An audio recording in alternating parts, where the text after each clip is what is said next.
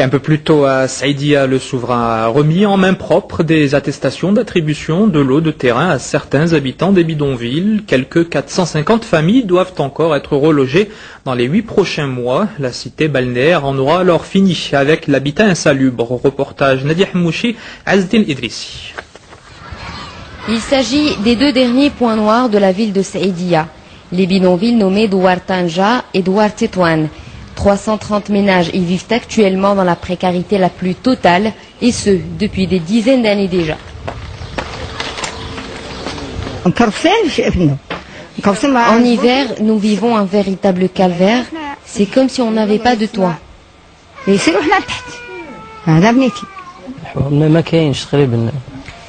Pas d'eau ni d'électricité. Les habitants seraient ravis de pouvoir quitter les lieux pour aller ailleurs. À quelques dizaines de mètres, sur ce terrain de 13 hectares justement devrait voir le jour plus de 330 logements décents. D'ailleurs, la première tranche a été livrée il y a 2 mois.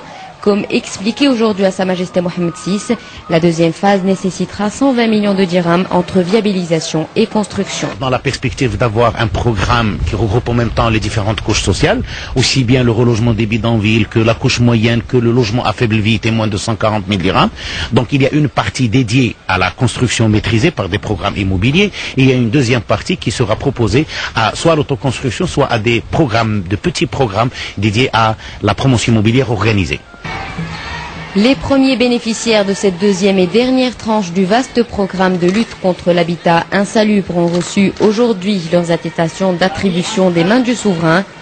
L'un des défis majeurs de la ville de Saïdia sera ainsi relevé, celui d'éradiquer le dernier bidonville, et ce, avant la fin de l'année en cours.